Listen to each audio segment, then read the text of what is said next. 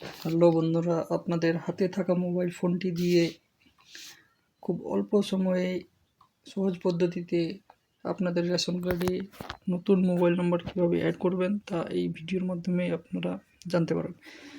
তো আপনার ডিসক্রিপশন বক্সে দেওয়া লিঙ্কটিতে ক্লিক করবেন। ক্লিক করার পরে এই সাইডে চলে আসবেন। আসার পরে বাম সাইডে দেখতে পাচ্ছেন sale service for ration card, এটিতে ক্লিক করবেন। ক্লিক করার পরে সবচেয়ে নিচে চলে যাবেন। নিচে আসার পরে আপডেট মোবাইল নাম্বার, এটিতে ক্লিক করবেন।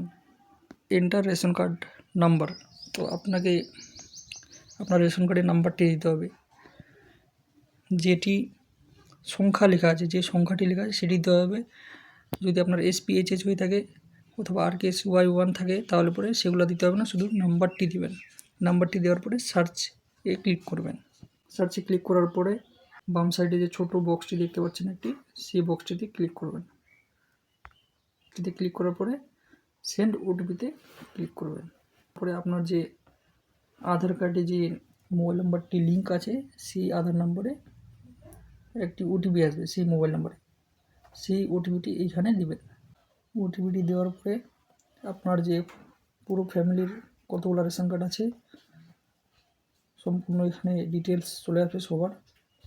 এবারে আপনাকে যা করতে হবে, নিচে যাবেন। নিচে যাওয়ার পরে অপশান দেখতে পাবেন, একটা হচ্ছে ডিলিঙ্ক এক্সিস্ট মোবাইল নাম্বার, মানে আপনার বর্তমানে যে যদি মোবাইল নাম্বার অ্যাক্টিভ থাকে তাহলে পরে এখানে দেখতে পাচ্ছেন আপনার রেশন কার্ডে কার রেশন কার্ডে মোবাইল নাম্বার লিঙ্ক আছে, সেই মোবাইল নাম্বারটি আপনি যদি চান তাহলে পরে এখান থেকে ডিলিঙ্ক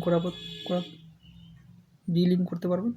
আর যদি চান যে আমি নতুন মোবাইল নাম্বার অ্যাড করব, তো আপনি ডান সাইডে অ্যাড নিউ মোবাইল নাম্বারে ক্লিক করবেন। তো আমরা এখানে মোবাইল নাম্বার নতুন অ্যাড করব, ডিলিঙ্ক করব না, তো তাই আমি অ্যাড নিউ মোবাইল নাম্বারে ক্লিক করব। এবার এন্টার ইউর মোবাইল নাম্বার, এবার আপনি যে নাম্বারটি অ্যাড করাতে চাইছেন সেই নাম্বারটি এখানে দিবেন।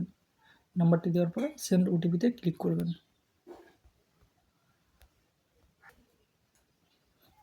আপনার মোবাইল নাম্বারে যে OTPটি গেছে সেই OTPটি এখানে দিবেন।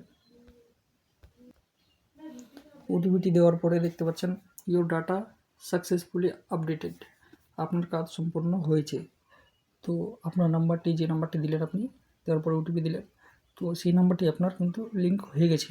তো বন্ধুরা, আমার এই ভিডিওটি ভালো লাগলে অবশ্যই ভিডিওটি একটা লাইক দেবেন। কোনো কিছু জানার থাকলে কমেন্ট বক্সে কমেন্ট করবেন। এরকম প্রয়োজনীয় ভিডিও পাওয়ার জন্য চ্যানেলটি অবশ্যই সাবস্ক্রাইব করবেন।